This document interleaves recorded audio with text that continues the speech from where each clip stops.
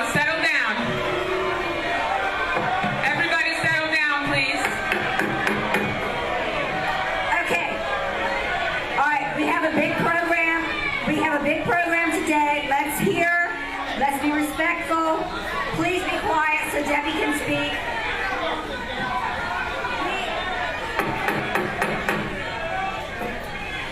It's okay. Everybody, let's hear from our speakers. We have other speakers as well.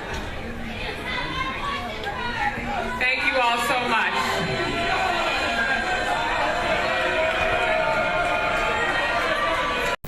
Today is Monday, July 25th, 2016, and there's a lot going on that all kind of came about over the weekend with the DNC leaks. Now, if you don't know what the DNC leaks are, I have links in the box below so you can check it out. But basically, a bunch of emails from the Democrat National Convention were hacked. I think it might have been by Guccifer and or other people, and they were posted to WikiLeaks. Now, there's like 25,000 emails. It's a treasure trove. It has all kind of stuff. And when you look at it, it paints the DNC in a light in which they try to paint the Republicans. They try to paint the Republicans as being racist, bigoted, and everything else. But then when you look at some of these emails, I mean, there's one email where they made fun of a black woman's name, and then there was another email where they were referring to Mexican voters as the Taco Bowl vote. Very racist stuff, kind of, off the cuff racial humor that they would accuse us on the right of doing, which is very ironic.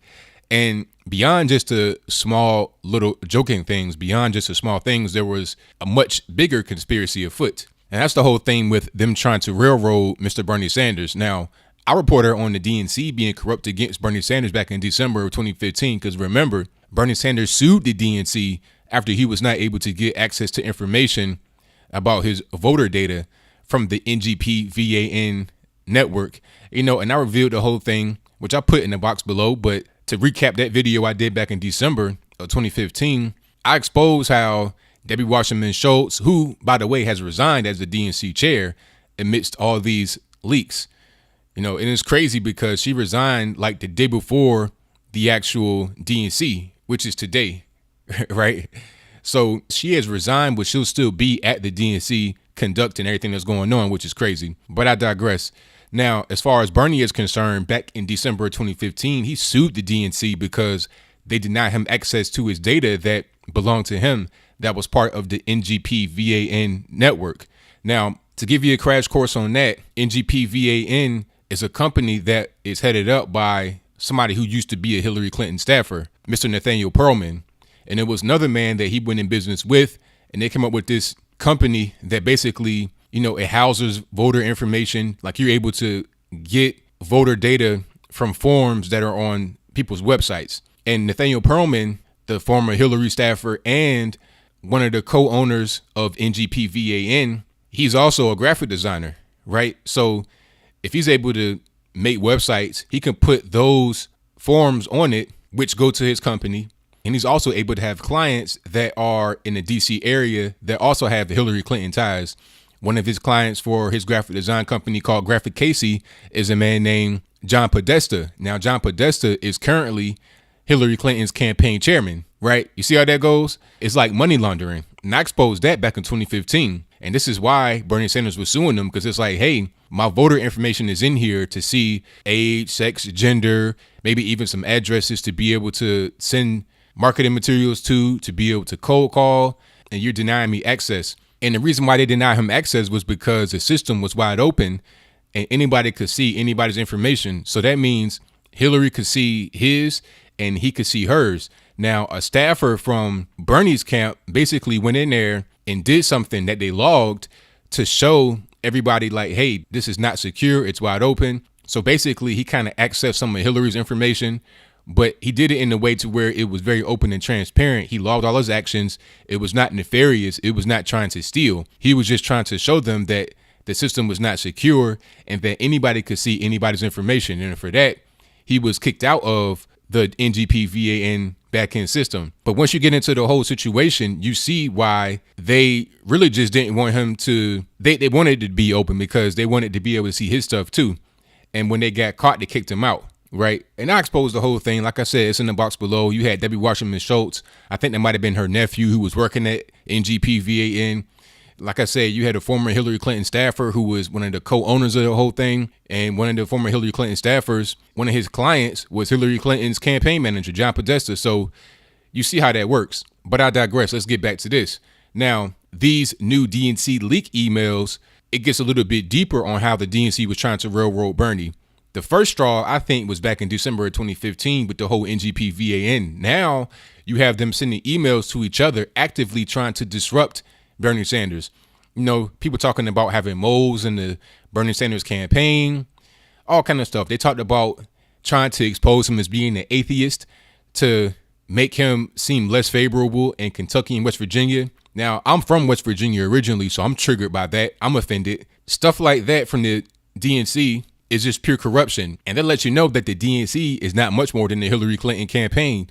Matter of fact, when Debbie Wasserman Schultz resigned, Hillary Clinton released this statement that you can see before you, which basically has promoted her to being on Hillary Clinton's campaign, because that was the whole thing from the beginning. That's what the DNC is.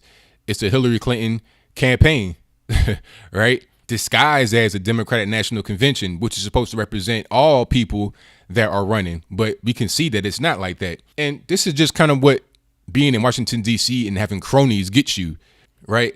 Now, the whole thing about Bernie being an atheist, I kind of caught that when he did the interview with Lester Holt a little while ago. Check this out. We differentiate ourselves from Secretary Clinton every single day. That is what a campaign is about. Let's talk about the significance of your campaign. President Obama, the first African-American president. Hillary Clinton could become the first female president. Not a lot has been talked about the fact that you would become the oldest and the first Jewish president. Is that something you reflect on and think about? Sure I do. Thank God I am in good health. As a former long-distance runner, was a pretty good miler when I was in high school, did a little running in college. My endurance is strong. In terms of my religion, I'm very proud of my Jewish background, and it has had a significant influence on me. So you see where he said, you know, my Jewish background. He does not say my Jewish faith. So that right there kind of let me know that he might not necessarily be a practicing Jew. But I really don't care about that. If anything, that would be fodder for an opposing party to use against him. Even though that'd be kind of unscrupulous, it still wouldn't make a difference when you're talking about politics. But for your same party to do it, that's crazy. Now, Donna Brazile has taken over for Debbie Wasserman Schultz. Now, if you don't know who Donna Brazile is an OG Democrat staffer. She was working for Al Gore back in the day, I think, when he was running. So she's been around for a very long time. But she was implicated in the whole email scandal. Now, there's an email featuring her that I placed on the screen before you, basically talking about how she would cuss out the Bernie campaign. Like, the whole thing about these emails is a lot of animosity towards Bernie. You know, he's like the outsider that they don't want. They want Hillary. I think these emails make it very clear. I mean, the emails are going to ruin Hillary. You already had James Comey give a scathing indictment of Hillary Clinton live on TV and failed to indict her, which is crazy. But of course, she won't be indicted because she has so much power and pull in Washington, D.C. How can anybody indict her? Right. But now you have 25,000 emails that make her appear to be even more corrupt via the Democrat Party in general. It seems like everybody that works over at the DNC is in her back pocket. Now, to touch on the DNC chair position a little bit, like I said, Debbie Wasserman Schultz has resigned, and I thought she was untouchable, but obviously she's not. And one thing I want to say before I go further on the topic of the DNC chair, what struck me about this is that nobody from the Democrat Party is trying to deny the actual legitimacy of the DNC leaks, right? Because who knows, all these emails could be phony. It could be fake. It could be an elaborate ruse from the Donald Trump campaign to make the Democrat Party look bad. But I've not heard anybody try to say that the emails were false. I mean, you had Hillary Clinton on 60 Minutes. And I think that might have been Scott Pelley that asked her the question about the actual emails, and see what she said. In your view, any effort in the DNC to favor one candidate or another would have been improper? Again, I don't have any information about this, and so I can't answer specifically. We ran our campaign. We ran hard. We worked to have as many successes as possible. I'm very proud that we got more votes than anybody else running, including Donald Trump.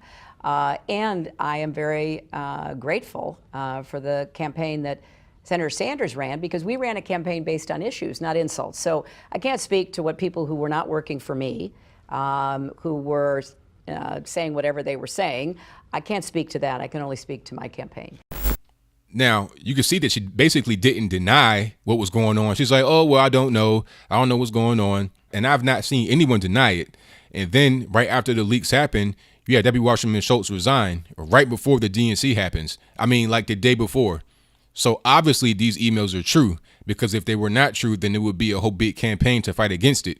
But you can't do that when it's true, because you're going to have evidence that comes up, hardcore physical evidence that comes up to corroborate it if you try to make a lie, right? And I think it might have been Julian Assange, who is the head honcho over there at WikiLeaks, that said that these emails are just the tip of the iceberg. There's much more to come, and I'm definitely looking forward to that. But back to the whole position of the DNC chair. Like I said, you had Debbie Wasserman Schultz that has resigned. Donna Brazil's taken over. But do you know that Tim Kaine, who is Hillary Clinton's VP pick, used to be the DNC chair? Oh, yeah. And he was a former governor of Virginia. And I think after him or before him, the current governor of Virginia, Terry McAuliffe, he was also the DNC chair. So you got a lot of Virginia governors in there. And a little known fact about Virginia governors, you can't run back-to-back gubernatorial races. So basically you can't serve consecutive terms as governor. Now, you can get elected twice, but that rarely ever happens. I'm not sure if it's ever happened, but you can't do back-to-back terms. So a lot of times in Virginia, you see guys like Tim Kaine, Bob McDonnell, etc.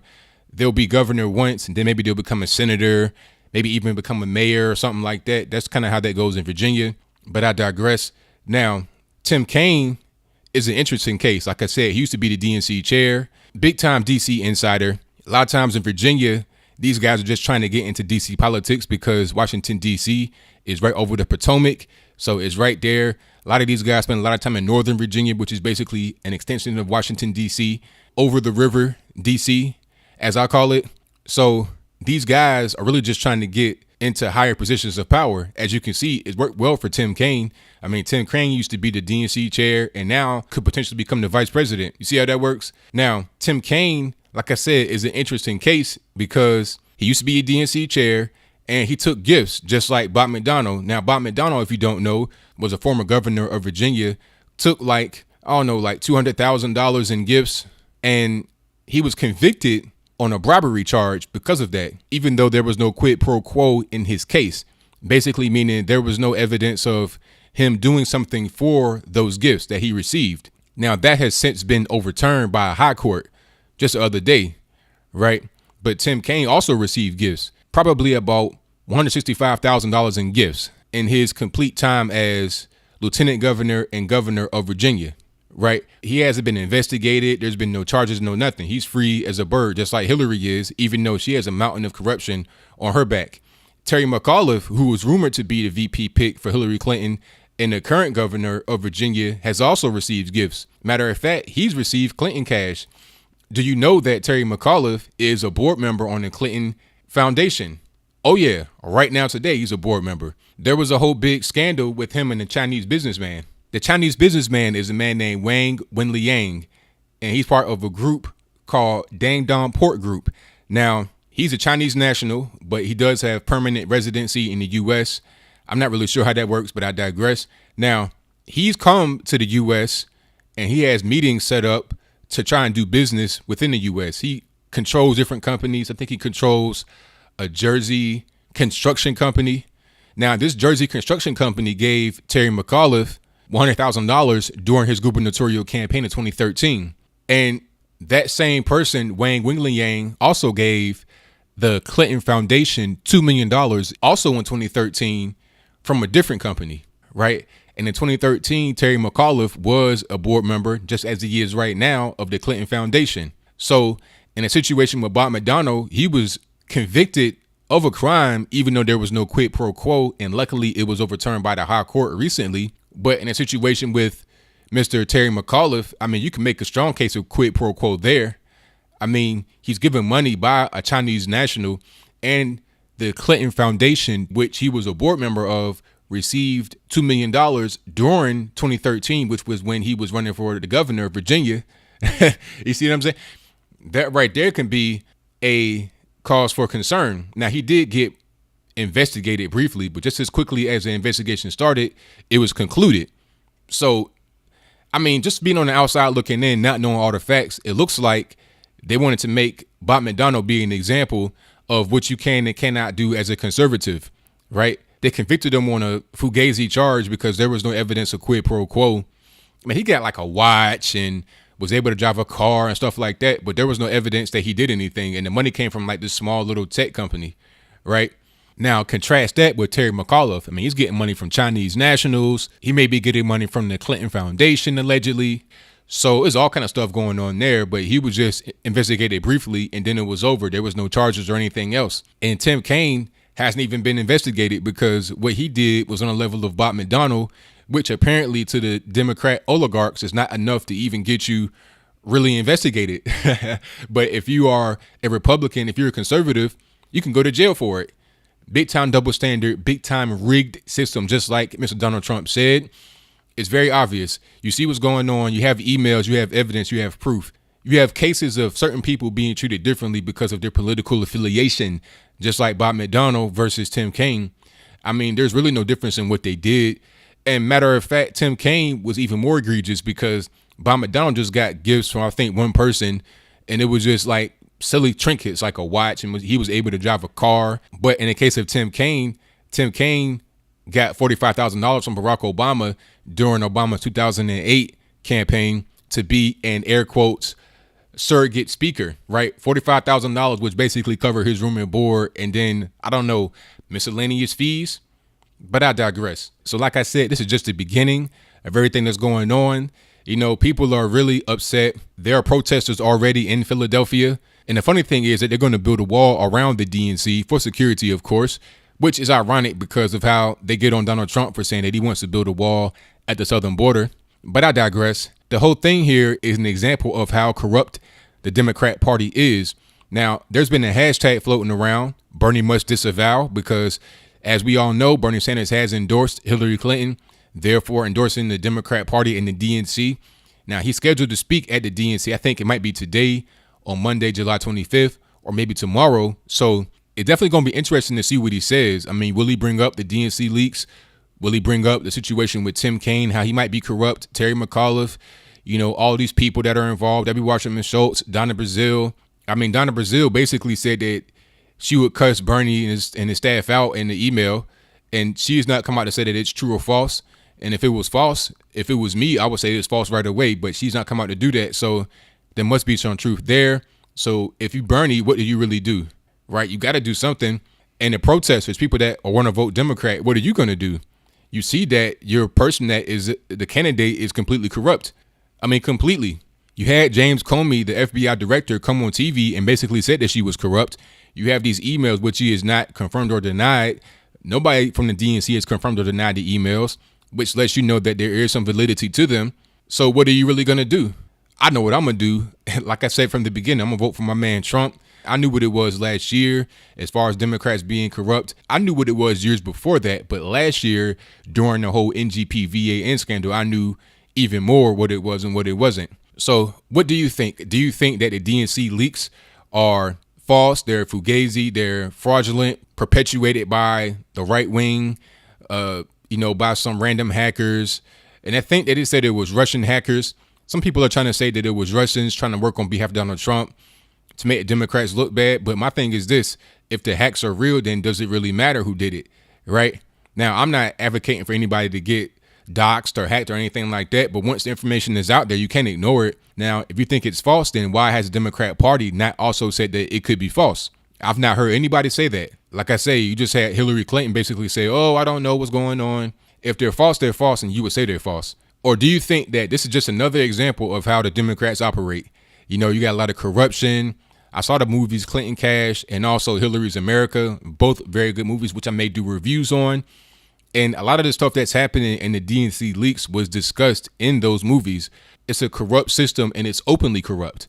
That's all I got to say. Whatever your comments are, positive and negative, whatever your theories are, whatever your concerns, questions, etc. are, let me know in the comments below. And that's all I got to say for this video. If you like what you heard, please comment, rate, share, and subscribe. Peace. Immediately, right now, we have got to defeat Donald Trump.